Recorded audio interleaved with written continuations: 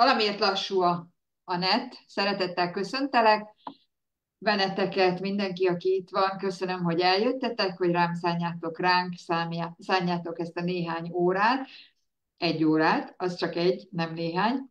Most ha tanárok vannak itt, már pedig vannak, köszönöm az egyest, elfogadom.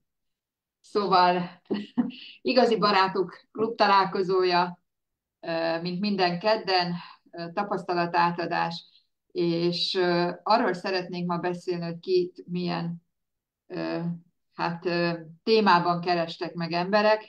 Ugye tudja az, aki rendszeresen néz bennünket, aki pedig nem tudja, mert nem néz rendszeresen bennünket, hogy ez a kis csoport, ez az igazi barátok, egy klub a klubban, és az a célunk és az a feladatunk, hogy felhívjuk a figyelmet erre a programra. Azért is hívjuk, és azért is mondjuk, és azért is szeretnénk, ha minél többen figyelnének ránk, mert hogy még kipróbáltuk, teszteltük, és jónak találtattunk. Nagyon sok meglepő és hihetetlen történetet tudnánk mesélni. Ezekből fogunk ma is példákat felhozni, illetve olyan megtörtént eseményeket elmondani, amelyek rávilágítanak arra, hogy igen, oda kell figyelni ránk, és figyelni kell azokra az emberekre, akik itt vannak, és elmondják a saját tapasztalataikat, vagy ha nem a sajátjukat, de azoknak a tapasztalatait, akikkel dolgoztak, akiket segítettek, akiket támogattak ebben a általunk javasolt programnak az alkalmazásában. Kérlek benneteket, legyetek aktívak, tudjátok, van az a bizonyos kéz, tegyétek föl. Én megmondom őszintén, hogy a tegnapi beszélgetés, a kérdezfelelek is újfent adott új ismeretanyagot, és ez a mi nagy erényünk, hogy folyamatosan kapjuk az információkat, folyamatosan tanulunk valakitől valamit, de hát ugye hétfőnként mindig a szakmai igazgatónktól tudunk válaszokat kapni a feltett kérdésekre, és azon belül pedig ő mindig rávilágít egy-egy olyan történetre, vagy egy-egy olyan szegmensre az életünkben, ami érdekes lehet. Például engem meglepett, hogy ő egy ugye fiatalember, egy 40 néhány éves fiatalember, és a 25 éves érettségi találkozóján vett részt, és ahogy hallottuk, nagy létszámú volt az osztályuk, és meglepő módon, amikor ő elmondta, hogy ő mivel foglalkozik, félrehívták őt, és az volt számára meglepő, hogy mindenkinél volt, vagy saját magánál, vagy a gyerekénél, házastársánál, vagy a szüleinél, vagy csak rokonságban, valami olyan probléma, amit meg akart tőle kérdezni, és ki akarta kérni a véleményét. Ez számomra nagyon meglepő, bár én is ezt tapasztalom, nem tudom ti, hogy vagytok ezzel, de én is azt tapasztalom, hogy egyre több ö, hát olyan betegség üti fel a fejét, illetve olyan meglepő történeteket hallunk, hogy szinte kapkodjuk a fejünket. Olyan esetekkel keresnek meg bennünket, olyan esetekre keresnek megoldásokat az emberek, amelyek lehet, hogy egy-két évvel ezelőtt még sehol nem voltak. Itt gondolok most a post-covidra, vagy gondolok olyan egyéb más krízisekre, ahol az orvos Adrián széttárja a kezét, és azt mondja, hogy önnek ezzel kell együtt élni, sajnálja, nem tudunk megoldást nyújtani.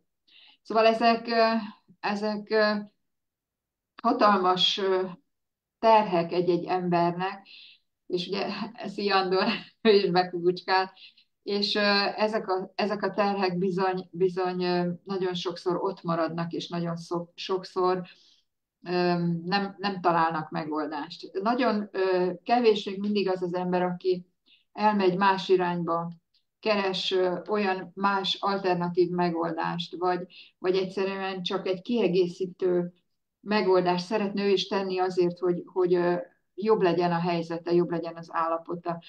És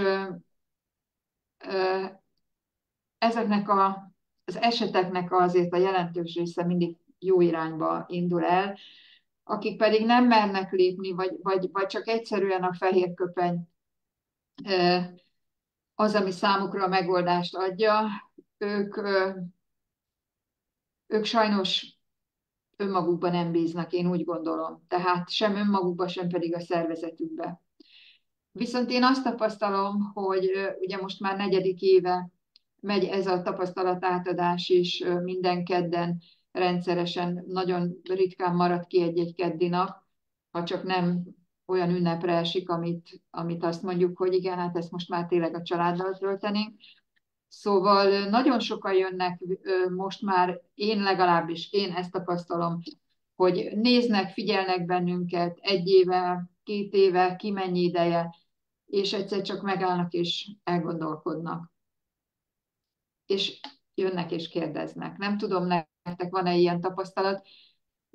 Többször elmondtam, hogy én igazán a lányomnak kerestem megoldást, az ő problémája miatt találtam én rá erre a programra, amit aztán mi szerencsésen meg is tudtunk oldani, és ma már egy kiegyensúlyozott, egészséges hölgy, aki sikeres a munkájában és sikeres az életben. És vannak még néhányan ilyenek, akik megelőzés okán fognak hozzá, vagy figyelnek fel erre a programra, de sajnos azt kell mondani, hogy ez csak ritka 1-2, mondjuk 10%.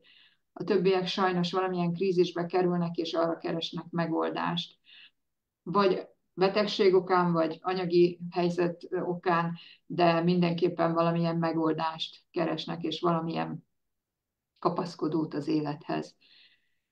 Úgyhogy nekik szól ez a felvétel, és szeretnénk néhány olyan esetet megmutatni, ami velünk, vagy közvetlenül a csoportunkba tartozó klubtagokkal történt meg.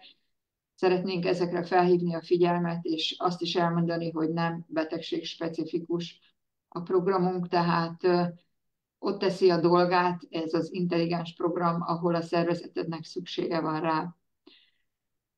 És ezért is szeretnénk mindenkinek felhívni a figyelmét rá, hogy igen, emberek, figyeljetek föl rá, kérdezzetek, gyertek, nézzetek meg bennünket, és tegyétek fel a kérdéseiteket. Ha nem nekünk, akkor ott a szakmai igazgató, aki egy kutató is egyben, és nagyon széles körű ismeretanyaggal rendelkezik.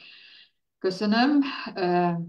Azt hiszem, itt most befejeztem, rajtatok a szólás joga, úgyhogy én elsőnek adnám a szót Elekildi Somának.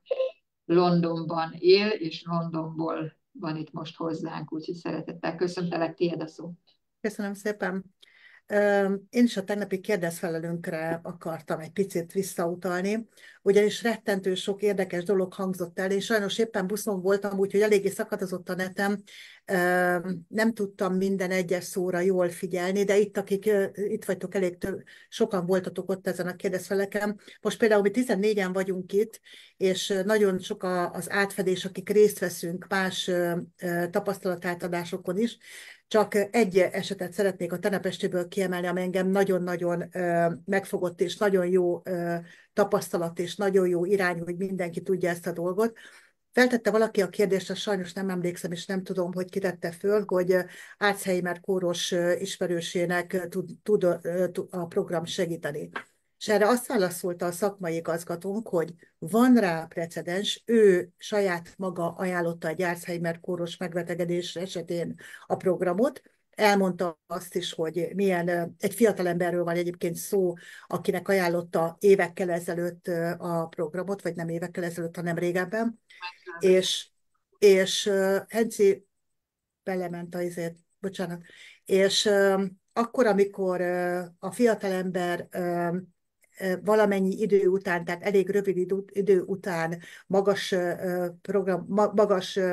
számmal szedte a készítményeket, de nem tapasztalt olyan mérvű változást, illetve javulást, amit ő szeretett volna. Ez a magas készítmény, ez azt jelenti, hogy ilyen 15-öt szeret naponta, tehát elég sokat.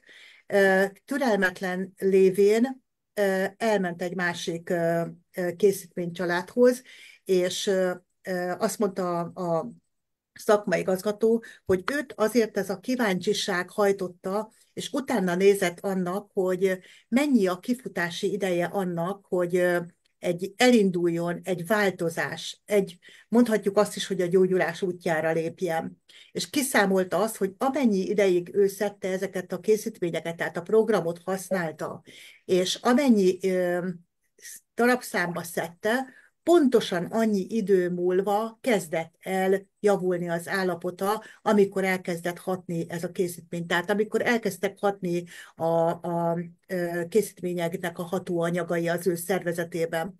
És érdekes módon beállt nála a változás. Igaz, hogy akkor már nem használta a készítményeket, és igaz, hogy akkor már valamilyen másmilyen rövid ideje valamilyen másmilyen készítményt használt, de akkor beállt nála a változás. És azt mondta a szakmai igazgató, hogy teljesen, tehát ő alá tudja támasztani tudományosan, hogy akkor, tehát nem lehetett volna addig változás, csak egyszer jött egy ilyen fordulópont, ami akkor állt be. Tehát ő azt mondta, nem én mondom, ő mondta, hogy ő ezt egy releváns esetnek tartja, hogy a készítmények erre a betegségre is alkalmasak, és ekkor jelentkezett egyébként a Horváth Dori Lilla, akinek az édesanyja hasonló tünetekkel volt évekkel ezelőtt, és mondta, hogy ő bizony alá tudja támasztani, hogy az ő anyukája bár nem diagnosztizáltan volt Alzheimer-kóros, amikor ő az összes tünetet tapasztalta, és ő ezt végig sorolta természetesen, hogy mik voltak ezek a tünetek, akkor elkezdte magasabb számban a program készítményeit használni az édesanyjánál, és most nem akarok hazudni, mit mondott, hogy mennyi idő múlva a tünetei szinte teljesen eltűntek, talán egy kicsit, talán kézremegésre maradt, ha jól emlékszem, és ezek a tünetek 6 havonta jönnek vissza, akkor megint megemeli a készítmények számát, és megint elmúlik, és ilyen kúraszerűen alkalmazza, de egyébként állandóan szedi az édesanyja készítményeket, csak alacsonyabb számban. Tehát itt vannak a bizonyítékok, hogy nem betegség specifikus, de olyan a tudomány mai állása szerint gyógyíthatatlan megbetegedéseknél is tudjuk alkalmazni ezt a programot, és megfelelő hatékonysággal. Sajnos a program még csak 12 éves, tehát igazából nem tudunk mindent, hogy pontosan mit és hogyan és mennyi idő alatt, de ezért vagyunk itt, ezért vannak ezek a tapasztalatátadások, hogy adjátok tovább, hogy akinek van tapasztalata, jó vagy rossz, teljesen mindegy, osszuk meg egymással. A rossz az lehet abból is, hogy nem elég hosszú ideig, nem elég darabszámba, nem elég jól használják a programot azok az emberek, akik a klubtársaink. Ez is egy tapasztalat. Tehát ezt is osszuk meg másokkal, hogy nem így kell, másképp kell, más módszerrel kell a programot használni. Ezért vagyunk itt, és ez nagyon jó platform arra, hogy tudjunk egymásnak segíteni, akkor akármikor, akárki bajba kerül, vagy legyen akár egészséges, mint amilyenek mi vagyunk. Köszönöm a szót. Köszönöm, ha megengeded, egy picit kiegészítem, tehát ő 9-9-el kezdte az édesanyjának adni, 2 hét után nem volt változás, akkor egyeztetett a szakmai igazgatóval, aki azt mondta, hogy emelje meg 1-jel. Ő megemelte 2-vel, mert halud legyen kövér, és nincs vesztenivaló, és 2 hét után kezdődött el a változás. Tehát a program alkalmazása után körülbelül a 4.-5. héten már látványosan megszűntek a kézremegések és egyéb más tünetek is, és valóban így van, ahogy mondtad, hogy ezek után, amikor már rendeződött minden, visszavette a mennyiséget, és kb. Fél éveként jön elő újra valamilyen kis tünet, akkor újra megemeli a készítményeket, és köszöni szépen, évek óta jól van az anyukája. Köszönöm, hogy ezt elmondtad. Adrián, neked adom át tovább a szót, parancsolj.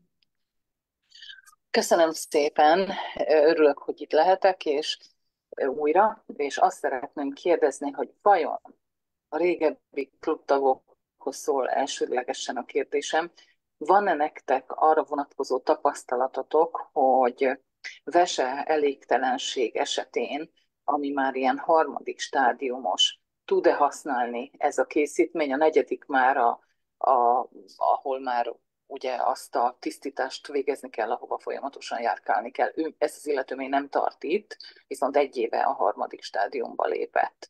Tehát ha nem tud segíteni ezzel a készítménnyel, akkor a dialízisesek közé fog hamarosan átkerülni. Nem tudom, hogy nektek van-e idáig a régi 1500 írásos tapasztalatok között kutattam, találtam is 2-3-at, nem kifejezetten csak veselégtelenséges, hanem csak mint egy sokadik apró kis problémát, ami rendeződött, de nem fejti ki teljesen írásba, és azt szeretném kérdezni, hogy tudtok-e ilyesmivel segíteni. Én így dialízis előtt álló betegnek én így nem emlékszem. Amit én el tudok mondani, tegnap is volt egy ilyen kérdés Imre irányába, és ott volt egy vesetranszplantált tapasztalat, ami nagyon jó volt. Én ezt akkor nem akartam szólni, de ezt én teljes mértékben meg tudom erősíteni. Az én unokaöcsém vesetranszplantált. 2006-ban kapott vesét, most 2024-et írunk. Körülbelül másfél éve szedi a vitamint. Tehát körülbelül ahogy megjelent onnantól kezdve, és azt tudni kell egy vagy legalábbis ezt így nem mondom, hogy tudni kell, hanem mi, amit tapasztaltunk az öcskösnél, az egy nagyon felfokozott és hirtelen jelentkező, agresszív és kezelhetetlen viselkedési zavar, és ez odáig, hogy tehát gyakran minden előzmény nélkül robban ki, és minden helyzetben, szituációban ki tud robbanni. Sokszor nem is értjük, hogy mi váltotta ki mi volt az a szikra. És amióta alkalmazza a vitamint, kipróbáltuk a másik kettőt is, neki az kifejezetten nem volt jó, viszont a vitaminnal ilyen kiegyensúlyozottabb lett a gyerek, ezek a nagy kitörő hangulatváltások szinte teljes egészében megszűntek. Most azért képzeljétek el, hogy a húgom is egy ilyen gyereket tehát egy boltba nem lehetett elmenni vele. És most szépen kezelhető a fiatalember, ugye most már 39 éves, 35 éves, bocsánat, 91, akkor az azt jelenti, hogy 33 éves, és élhetőbb, lényegesen élhetőbb. Én azt javasolnám, mivel mi is megpróbáltuk a Tominál, hogy reagál rá, szerintem a vérképén mindenképpen javítana, és talán kitolhatná, egy picikét vissza is fordítaná. Ugye Évikénél és a cukorbetegség az szépen a hasnyálmirigy működésével 3-4 év alatt rendeződött. Meg kell próbálni, nincs veszíteni valója, ugye erről gyakran beszélünk, hogy nincs veszíteni való. Nekem ez a személyes tapasztalatom a Tomival, ha korábban ismerjük, akkor valószínű, hogy megpróbáltuk volna, mint ahogy most is megpróbáltuk, de mondom, neki a kék és a barna annyira nem volt támogató, de a vitamin igen. Tehát most is készülök hétvégén, és viszem a következő adagokat, hogy ne hagyja abba, mert valóban nehéz egy ilyen ember mellett élni. Ugye főleg egy vesebetegnél mindent elvesznek tőle, nem eheti azt, amit szeretne. Tehát az étrendben is annyira oda kell figyelni rá, és aztán a vesetranszplantáció után minden megfordult, amit addig nem lehetett tenni, azt lehetett tenni, és az élet is teljesen, és igazán nagyon sokáig nem is találta magát ott, ahol éppen volt, tehát nem nagyon talált önmagára. Szóval én azt javaslom, hogy meg kellene próbálni, ha nem is ilyen nagy mennyiségben, hanem fokozatosan és figyelve megint csak önmagát, hogy milyen hatással van rá a készítmény. És ha azt tapasztaljátok, hogy igen, jó, kedélyben, energiában, vérképben, akkor igen, lehet folytatni bátran. Semmi olyan nincs a készítményben, ami káros lenne. Szoktuk, illetve hát a szakmai igazgató szokta mondani, hogy a mellékhatása az, hogy jobban van tőle az ember. Van egy rövid videós tapasztalat, majd elküldöm Adriennek, de most Köszönöm mennem kell, szépen. sziasztok, igen, ezt Gyuri írta neked, akkor Gyurinak van, és akkor tőle meg fogod kapni. Legfeljebb jövő héten majd visszatérünk rá erre a tapasztalatra, és akkor Nagyon köszönöm. megbeszéljük újra. Én köszönöm a kérdésedet, és ha már jelentkeztél, ugye ti Tirolban éltek, csak azért, hogy lássuk, hogy vannak Angliából, vannak Tirolból, és szeretném megkérdezni, hogy Adrien, most hogy vagy? Amit látunk, az nagyon, nagyon jó, és örülünk, hogy ilyen mosolygós is vagy, és hogy itt vagy köztünk. Köszönöm szépen, azért még most kezdek azért kicsit jobb pacba lenni, mert azért nem volt egyszerű ez a menet se. De ugye 3 dolgot kellett nekem most orvosolni ezen a műtéten, amiből 2 sikerült, a harmadik nem. Ezt többötöknek meg is írtam. Tehát, és most küzdök azért a szószoros értelmében, hogy az a harmadik is most a saját módunkon, a készítményeinkkel meg a reiki oktatáson megtanult reiki alkalmazásával gyakorlatilag regenerálható legyen. Erőm az nagyon kevés volt. Nem tudom, mikor lesz újra annyi, ami volt. Nem tudom, hogy ez hogy fog kinézni. Bízom benne. De lényeg az, hogy azért most már ilyen 1 hónap alatt ilyen 14-15 kilót fogytam is. Tehát az Hát az is ehhez elviszi ám az erőt. regenerálódni. Na, ezt akarom mondani, hogy ez önmagában is viszi az erőt. A szervezetnek ugye át kell állni az új súlyviszonyokhoz, mindenféle vérmennyiségileg, amit hallunk az Imrétől, ugye, hogy a kilóhoz kötött literben megmért vérmennyiségnek is, hát ugye hozzá kell igazodni az új szervezeti fölálláshoz, és hát még nagyon szokatlan, de mint egy kisbaba 3 óránként muszáj enni, mert egyszerűen belemar az éhség a gyomromba, amit én 1986 óta nem tudom, hogy mi az, hogy éhségérzet. Na most már igen. Tehát nekem sosem volt éhségérzetem, én képes voltam egész nap ennivaló nélkül ellétezni, és csak este jutott eszembe, hogy fáj a fejem. Jé, ettem én ma már? Hát nem, akkor együnk már valamit. Tehát én Ugye képes voltam ellézengeni. mindig mondjuk, hogy életmódot kell váltani. Így van, és azért elmondom, hogy mit tudom én, egy ilyen pár 100 méter még azért még egy hete is sok volt, vagy másfél.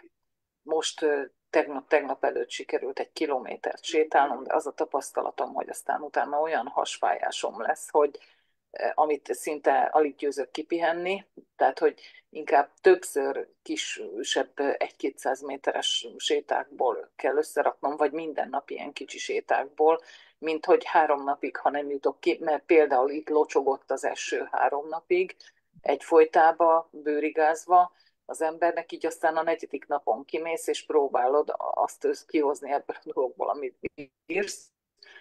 Na, mivel hogy nem esik az eső, végre addig vagy kint, ameddig lehet, az viszont még azért sok. Tehát mindegy, javuló tendencia, bízunk benne.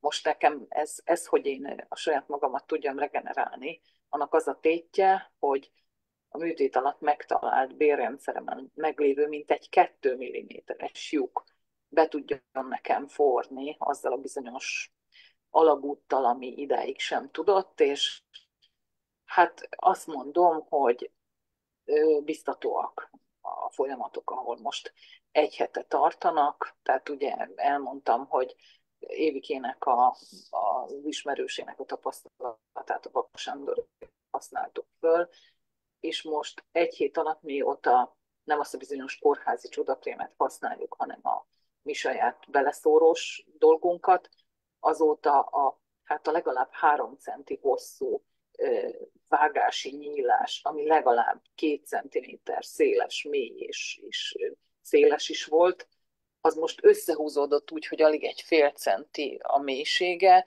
és egy ilyen cseresznyemagnyi nagyságrend van már fölül, csak ami sosem volt ilyen pici, holott azért keseredtem el, mert a műtét után ez a seb, ami nekem ott megmaradt, a korábbi nagyságrendhez képest duplája volt, hogy mondom, te jó Isten, sokkal rosszabb lett a helyzetem.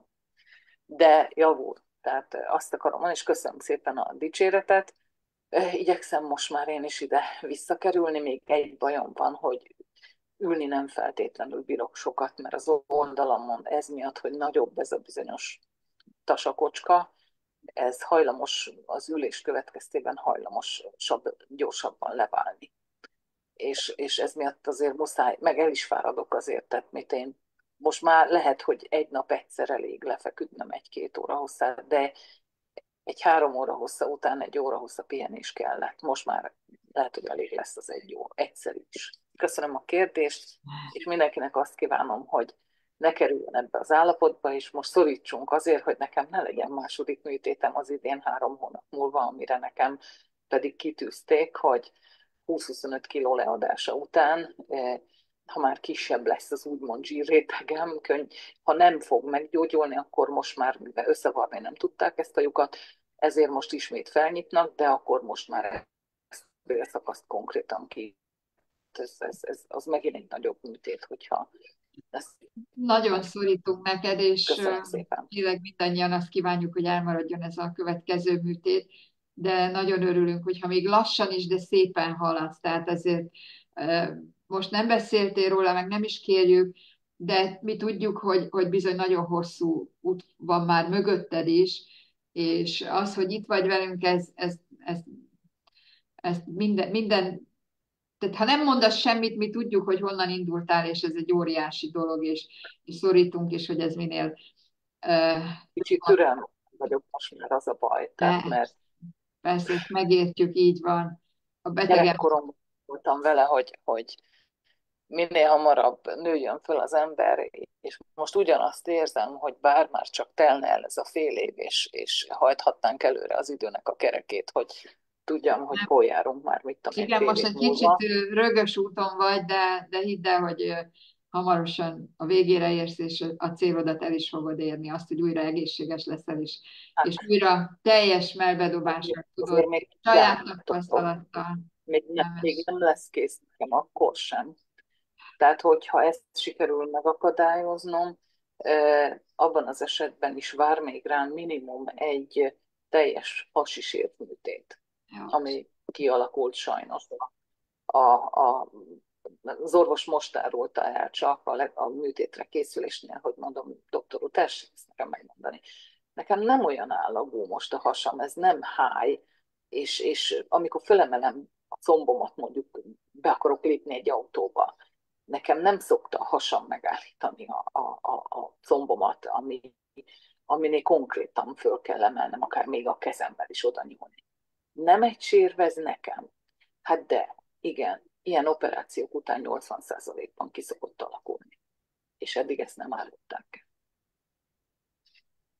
Hát Na igen, ugye ennyi. ezért kell a prevenció, erről beszélünk, hogy amit csak lehet, azt meg kell előzni, mert ha hozzánk nyúlnak, sajnos ez a tapasztalat a mai kórházi viszonyok mellett is, bár te Ausztriában éled most mindezt át, és ott biztos más egy picit a helyzet, de nagyon sok embert hallunk és tapasztaljuk, hogy bizony úgy jönnek ki valamilyen fertőzéssel, vagy ott kapják el a Covidot, és abban mennek el, tehát vagy sajnos az is tény, hogy ez a húsevő baktérium is nagyon sok helyen ott van, és nincs. Tehát maradjunk egészségesek minél tovább.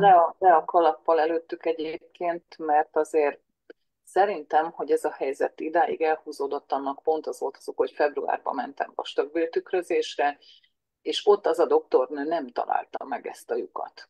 Aha. Ezt most a jelenlegi műtét során találták csak meg, amit még gondoltunk, hogy megvan, és ezért ugye hát összevarták, meg hát ott ezt a bizonyos utolsó dréncsőnek az alagútját is, ott a bélrendszernél is, meg kívül a végén is, viszont azzal nem számoltak, hogy addig nekem csak vér és különféle testnedvek távoztak ott, és ahogy elkezdődött ugye a kórházi fölépülés, a 3. napon ott nekem most konkrétan széklet jött, ami addig sosem. Ez eléggé megugrasztotta őket, mert ismét föl kellett nyitni az egész varratot, és jött a doktornő, aki félrediagnosztizálta a a fiatal doktornő, aki a tükrözésnél nem találta ezt meg, saját kezűleg nyitott föl, és saját kezűleg tisztította ki a járatot, és aztán 2 napig olyan ugrálás volt körülöttem, mert felszaladta a lázam, ugye, mert rögtön ezt fertőzést csinált ott bent a friss műtéten, és nagyon féltek, hogy újra visszafertőzi nekem a hashártyagyulladást, ami hát ugye említettem, hogy volt, és hát bizony egyik a infúzió, egyik antibiotikum a másik után, és ezért dupla időt töltöttem a kórházban, mire ez a fertőzés lehúzódott. De azt kell, hogy mondjam, hogy maximálisan az odafigyelés gyerekek, tehát olyan nem volt, hogy 1 órán belül minimum 2-szer benézzenek, hogy vagyok, lázas vagyok-e, kérek-e lázcsillapítót, mértékalázat, és amit már csak ilyen 37, 1, 2, 3 volt, akkor már nyugodtabbak voltak, hogy ez nem fogja ugyanazt a végeredményt hozni. És hát a doktornő saját kezűleg ezen a résen át fecskendővel tisztította ki ezt az egész járatot, aki ezt elnézte. És komolyan mondom, hogy tényleg le a kalappal előttük, és mindent megtettek azért tényleg. Ott akkor, én nem vagyok, tudjátok, egy sírós fajta, meg egy elkeseredős, de utána pár napban már azért bőgicséltem. Hogy ide bejöttem, és most rosszabbul megyek ki, mint voltam. Tehát rossz érzés, csak hát az embernek kell aztán magán erőt vennie, és azt mondani, hogy de akkor is csináljuk tovább, és akkor is lehet ezen javítani, és abban a szent pillanatban ott a kórházba elkezdtem használni a reikit, és gyerekek működött. Azt tudom Működött. Hála azért odaföntről azt, amit kaptunk, és így, pontosan így. És mindenkinek ajánlom, hogy amit tudása van hozzá, most mindegy, hogy a Varga Gabi által való meditációt, vagy ezt a reikit, de használja hozzá, mert működik. Köszönöm szépen, nem beszélek tovább. Köszönjük szépen, hogy megosztottad, és főleg azt, hogy te is megerősíted, hogy működik. Mert hogy te vagy most per pillanat közöttünk a leghitelesebb, mert te vagy benne, és te érzed a különbséget.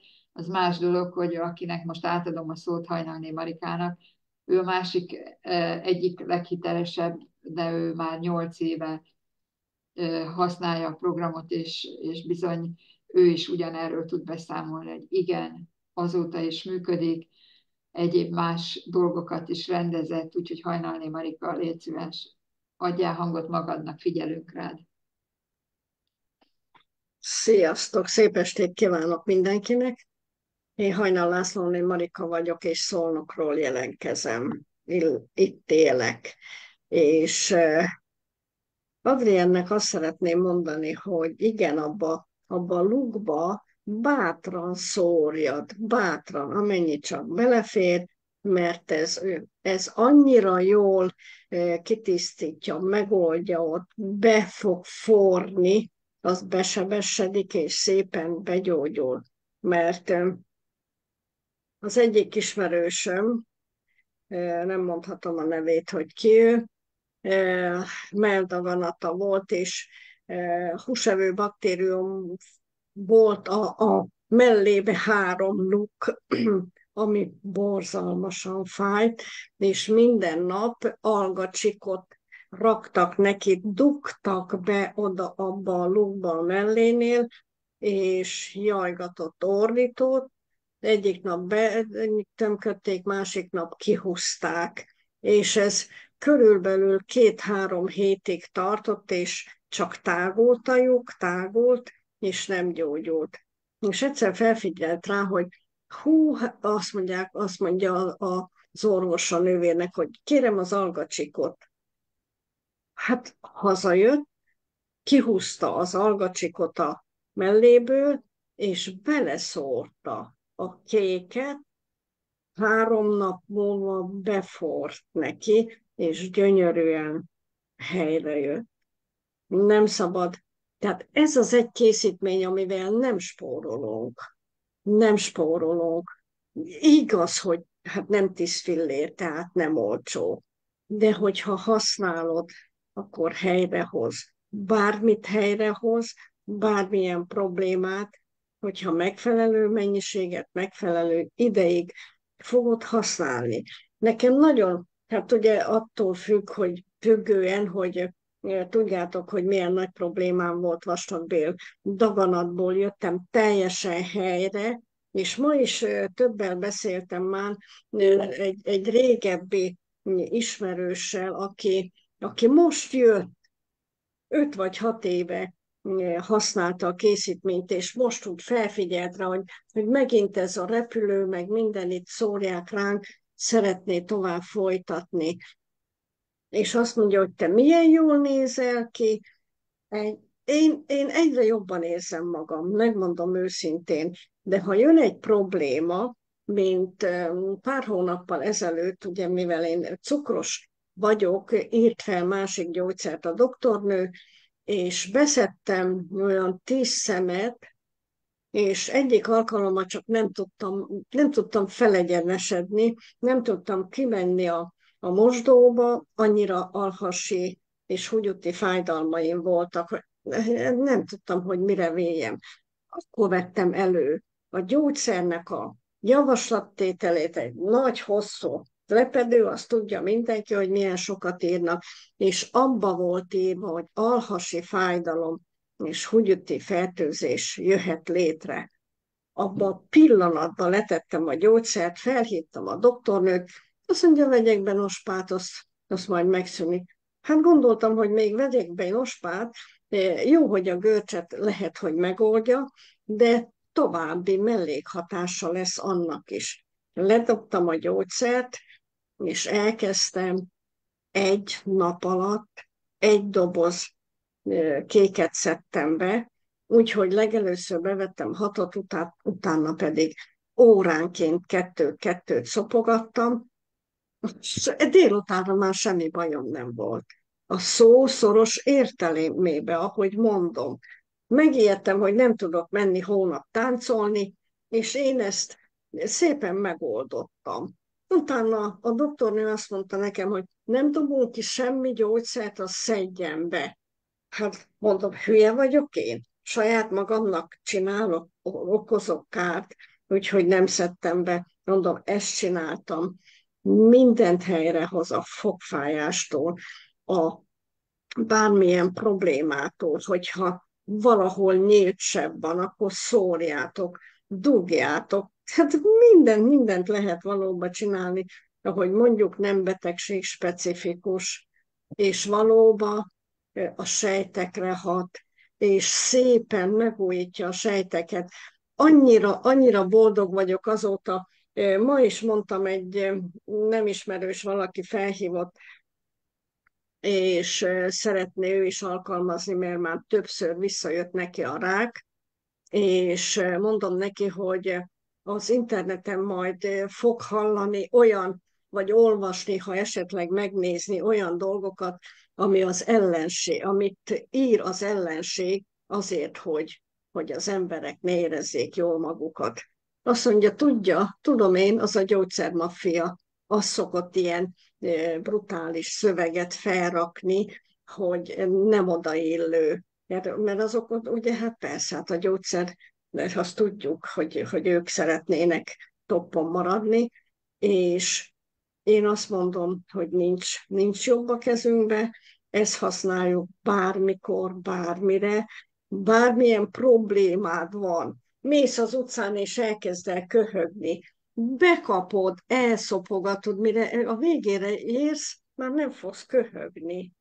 Annyira jó dolog van a kezünkbe, és egyik idősebb hölgy, 84 éves most, olyan elsőjén mielőtt mentünk ki Törökországba, akkor küldettem el neki a készítményt, elkezdte használni, hozzá kell tennem, hogy ágyba fekvő beteg volt, feküdt, ő fel se tud kelni, a fia járt hozzá, és etette meg csinált neki, amit kellett.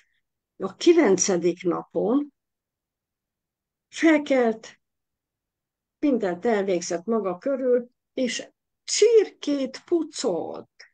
Ugye az nem kis munka egy betegnél, hogy a csirkét megpucolja, és a fia, az egyik fia orvos, a másik tanár, és az orvos az csak nyomni neki a gyógyszert.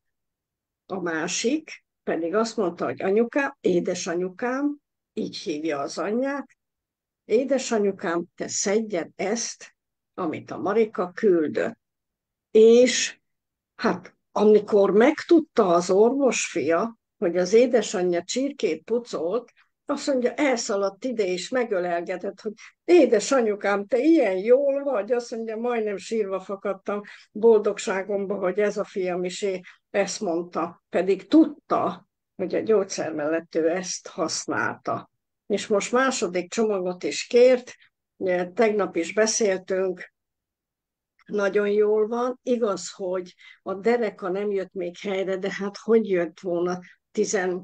Hanyadika van ma? 16. 16 nap alatt. Azért az brutális, hogy meg van hajolva és úgy megy, régóta már a derékfájás miatt, de nem fáj a dereka, csak nem tud kiegyenesedni. Hát ez micsoda boldogság, gyerekek, hogy fekszünk, és nem fáj semmit. Nem kell nyomkodni a vállát. Ezelőtt állandóan nyomkodtam. Vagy a fejem, vagy a szólítóm, mert ugye ha fáj a fejünk, akkor nyomkodjuk a szólítónkat szépen finoman, hogy ne fájjon. Most semmi. Észreveszem, hogy megyek az utcán, vagy baráti társaságban vagyok, hogy oda nyúl, ide nyúl, oda nyúl. Na mondom, ennek baja van. És csak figyelni kell, és akkor jön, mint ahogy Anna is ugye megfigyelte, hogy annak a hölgynek micsoda problémája van.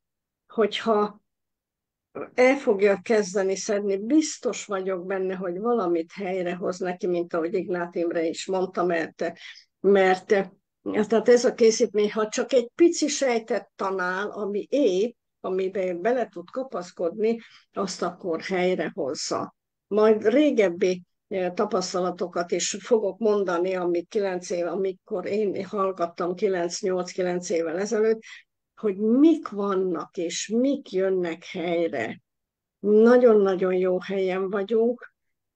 Megelőzésre, próbáljuk most már megelőzésre is mindenkinek ajánlani, hogy csak egy-egy annyit próbáljon. Most is itt volt a nagyobbik unokám, hát persze nem mehet el anélkül, hogy ne igya meg. Megiszom, már olyan boldogok, hogy megihassák, és rászokottam őket a vízre. Igyanak vizet, ne üdítőt, mert az szinte lassan méreg, az biztos. Úgyhogy átadom a szót, mert már sokat beszéltem. Köszönöm. Köszönjük szépen. Hát igen, te vagy legrégebben itt tagja ennek a klubnak, és neked van a legnagyobb fegyvertárad, ha így mondhatjuk, de a legtöbb tapasztalatot te gyűjtötted már be, egyrészt saját magaddal kapcsolatban, saját magad tapasztaltad meg, illetve nagyon sok embernek megmutattad már ezt a programot. Mielőtt Évikének átadom a szót, a chat falon azt írja Farkas Szabina, hogy sziasztok, a legjobb csapat. Erre Ani írja nagybetűkkel, hogy igen. És itt van velünk Horváth Bozsena is, és ugye Makara Ani, úgyhogy üdvözlünk Kleini Ági is, úgyhogy szeretettel köszöntjük őket is, köszönjük a chat falon a megjegyzést és a szívet mellé, úgyhogy arra buzdítunk mindenkit, aki néz bennünket, hogy nyugodtan írjon nekünk a chat falra egy kommentet, köszönjük. Évike, akkor tiéd a mikrofon. Köszönöm szépen, mindenkit szeretettel üdvözlök, Honti Antal Évi vagyok, Szolnokon élek. Én is 9. éve ismerem a programot. Marika volt, aki megkeresett bennünket ezzel a programmal, és én mindig azt mondom, hogy annak örülök, hogy nem mentünk el mellette. Viszont nagyon érdekes, mert hát én mindig szoktam mondani, hogy érdekes, bocsánat, de ugye eltelt majdnem 3 év, hogy gondolkodtam ezen az egész dolgon, mert nem hittem el, hogy ez miket tud ez a készítmény. Néha-néha elmentem a rendezvényekre, ugye vannak havi rendezvények, és ott döbbentem le, hogy milyen dolgokat tud. Aztán engem is megfricskázott az élet, jött egy súlyos cukorbetegség, súlyos nőgyógyászati betegség, nem is erről szeretnék én beszélni, viszont nagyon boldog vagyok, mert ezeket a betegségeimet tünetmentessé tudtam ezáltal a program által tenni, és egy tapasztalatomat, egy mai tapasztalatomat, egy döbbenetemet szeretnék veletek megosztani. Ugye mindig fölírom, hogy milyen gyógyszereket kell szednem, ilyen kis fölírom, így föl kell írnom, be kell raknom oda, ahova járok vizsgálatokra, és újra írtam, és képzeljétek, most döbbenek le, hogy maga az a tény, hogy ugye a cukorbetegség miatt nem kell szúrnom, meg még a szív problémám miatt 3-szor kellett szednem egy gyógyszert, és most döbbentem le, hogy hát azt már nem kell. Azt mondta a doktornő, főorvosnő, hogy azt már nem is kell, mert nagyon jó a szívritmusom, mert nekem olyan szívritmus, nem is szívritmus zavar ez, ami gyógyszerrel kell helyreállítani, de lényeg az, hogy egy maradt meg a szívgyógyszerből. Tehát olyan érdekes, ez tényleg én is beleestem abba a hibába, hogy valahogy olyan természetes, hogy hát már ezt a gyógyszert se kell szedni, azt se kell csinálni, ez se. Pedig ugye azt mondják, hogy ezek a dolgok, ezek megvannak, megmaradnak, ugye így engednek el bennünket ott a vizsgálatokról, hogy igenis, ezt el kell fogadni, hogy ez van, pedig nem. A másik dolog, amit szeretnék veletek megosztani, most nagyon várom az 50 éves találkozómat a főiskolán, újra kapunk egy diplomát, tehát az aranydiplomát megkapjuk, és már, ahogy beszélgetek a társaimmal, az évfolyam társaimmal, igen, Évikém, megyek én is, hát tudod, majd bottal, majd csak oda fogok menni, de csak elmegyek. Jézusom, mondom, botod van. Hát igen, mert ez a... És nem egy ilyen, úgyhogy úgy leszek, mint a szakmai igazgató, biztos, hogy Jézusom, le fogok döbbenni, hogy mi van, de nem baj, én vidám vagyok, és friss, és minden. Oké. Köszönöm szépen, hogy meghallgattatok, ezt szerettem volna veletek megosztani. Köszönjük szépen, hogy elmondtad. Igen, te leszel majd az a kivétel, aki mindenkinek a szemébe nevet. És igen, hát ez érdekes lesz. Majd elmeséled, hogy mi történt. Köszönjük szépen. Imre, neked adom át a szót. Köszönöm szépen, szeretettel köszöntelek veleteket, meg azokat is, akik nézik. Az Évike majdnem elmondta azt, amit én is szerettem volna mondani, hogy a hitetlenségről, hogy ő se hitt el, megfigyelte, meg akarta tapasztalni, vagy utána nézni, stb. És nagyon sokan vannak így, és tudjátok, gondolkodtam rajta, hogy van ez, hogy nagyon egyszerű hozzájutni, vagy nagyon kézenfekvő, hogy itt vagyunk köztük, az érintettek között. Mert ugyanis én is találkoztam, meg az én közvetlenségem ez olyan, hogy szaladtam a buszhoz, és láttam egy ilyen Alzheimer vagy Parkinson kóros szemét, és még akkor volt egy névjegykártyám, és odaadtam neki, és a kikerekedett szemmel nézett, hogy erre a súlyos problémára lehet megoldás, így jön velem szembe, és annyira nem hitt el, hogy nem hívott fel azóta se, nem tudom, hogy mi a problémája, de az az igazság, hogy sok ilyen nem vagyunk túl. Azt hiszem, hogy mindannyiunknak megvannak ezek a tapasztalatai, és tényleg úgy van, hogy annyira egyszerű. Mert ahogy elmondtátok, a sok tapasztalat én is tudnék mondani, de az idő miatt nem mondom már, mert Annácskának is szeretnék még szót hagyni. Tehát az a lényeg, hogy mindazonáltal, hogy itt vagyunk, és nagyon egyszerű, nagyon könnyed hozzáférni ehhez a programhoz, fogadják el, szeretettel ajánljuk. Nem akarunk tőlük semmi mást, csak az, hogy átöleljenek bennünket, hogy jó, hogy találkoztunk. És mert biztos, hogy az eredmény meg lesz. Mint ahogy látták is, tapasztalták, hogy igen, itt vannak a sorban az eredmények, amik alátámaszták, és még hozzáfűzném, hogy az Este Zoltán még mondott egy másik vesés tapasztalatot is, ami szintén túlnőtte a hozzáfűzött reményeket. Tehát ezt csak azért mondtam, hogy a Adrikát meg erősítsem még, meg hát azzal is szeretném megerősíteni, hogy itt vagyunk vele, lelkileg is erősítjük mindig az energiánkkal. És mindenkit erősítünk, akik bennünket néznek. Köszönöm szépen. Köszönjük szépen, hát igen, a legnagyobb fegyverünk az a közösségünk, az mellett, hogy van egy programunk is, úgyhogy ezt ajánljuk mindenkinek figyelmébe. Anna, átadom neked a szót. Igen, bekapcsolom a hangolat. Sziasztok, Mihalics Anna vagyok Zolnokról. Én is azt mondom, hogy csatlakozok Imréhez, hogy jövünk, megyünk az utcán, találkozunk olyan emberekkel, legszívesebben odaszaladni és odaadni neki tanácsot, nem tanácsot, hogy lehetőséget, azt a lehetőséget, ami benne vagyunk, és hogy figyeljetek fel, hogy ilyen is van a világon, hogy nem csak azzal kellene, hogy most gyógyszer ide, vagy kezelés oda, és akkor tudják nagyon jó, hogy nekik időben meg, hogy most olyan fáradt vagyok, elég bírok menni, hogy nem kell semmi nekem, csak jó legyek meg minden, és akkor mikor most találkoztam olyan hölgyel, akinek már éven keresztül, hogy szenvedik, amit ma Marika is ismeri, hogy találkoztunk vele, beszéltünk, és nagyon szerette volna benne, hogy haladjon, hogy meggyógyuljon, és egyszerre csak azt mondja, hogy nem tud, és nem kér. Nem tudjam, halljátok, nem tudok túltenni ezen az egész dologon, hogy már mikor én nekem mondom, és mindenki valahogy ismerem, megyek és mondom, gyerekek, tudjátok milyen érdekes?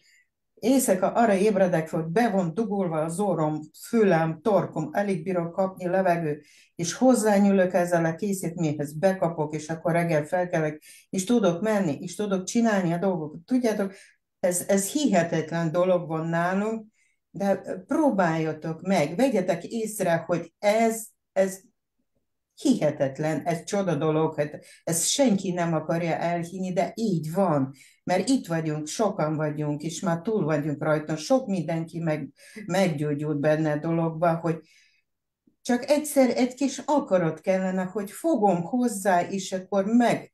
Nem kell nekem annyira, hogy milliókat, drága, mit tudom én, rengeteg pénz, csak kezdjenek ki és próbálja meg, hogy mennyi minden benne lehetőség van, és nem. Hát nagyon nehezen tudok ezen most túltenni magamat, de csak pozitívan. Dönteni nem tudunk mások helyett, ezt mindenkinek magának kell meghozni ezt a döntést. Mi döntöttünk, és ide tettük le a voksunkat, és te is a leukémiáddal elég szépen éldegélsz. Köszönöm, Igen, ha jól tudom, jól igen, vagy. A párod is alkalmazza, használja a programot, igen. eredménye Hát is. igen. 3 hónapon keresztül tartottunk 90 napos program. Nagyon nehezen tudta viselni ezt a dolgot, ami gerinc problémája neki jött ki. Kitürelmedés, és mondták, hogy lehet, hogy műtét lesz a vége. 90 napos program, nagyon nehezen mentünk bele. De mondom, nem érdekel, ha ma, holnap bármi történik, inkább most itt az idő. Most élni akarunk, egészségesen csinálni. Én nem akarok most nyomorék lenni, bármilyen mi történik, de én minden odaadom, csak élni tudjunk egészségesen, gyerekek. És 90 nap után tartottunk programot, keményen tartottunk, és most mászik fel, dolgozik, reggeltől estig oda van. Na jó van, nem azt mondom, hogy nem szedünk, továbbá is tartjuk azt a minimális készítményt adagot, tovább is, mert állandó mozgásban van. És muszáj, és megy, és csinálja, és él. Gyerekek, az egészség az a fontos, és tudjunk felkelni reggel, és csinálni a dolgunkat. Hát nincs olyan pénz, amit nem lehetne adni. Élni kell, gyerekek, és ebbe 100% egészség van, és tiszta gyögynövény van benne, nem kémián, nem kimikál, nem semmi adalék nincs benne, gyerekek. Ez tiszta adag azt, hogy csak te neked egészség kell. Köszönöm szépen. Köszönjük szépen, Anna. Az, hogy ki mikor dönt, és ki hogy hozza meg a döntéseit, ez mindenki maga tudja, helyettük nem tudunk dönteni, úgyhogy továbbra is azt mondjuk, de bízunk benne, hogy egyre többen felfigyelnek ránk, és egyre többen fognak jelentkezni. Soma, neked adom át a szót. Csak zárszónak akartam egy vicces dolgot. Nagyon sokszor jut eszembe, hogy én egészséges vagyok, és úgymond nincs tapasztalatom, úgyhogy alig várom, hogy megöregedjek, és hogy az legyen a tapasztalatom, hogy én még mindig egészséges vagyok, és még mindig ugyanúgy nézek ki, mint 50 évesen, és még mindig el tudom mondani, hogy semmi bajom. Úgyhogy akarok egy ilyen tapasztalatot gyűjteni, hogy már 80 évesen is így nézek ki, és 80 évesen is azt fogom mondani, hogy csesszétek meg, nincs tapasztalatom.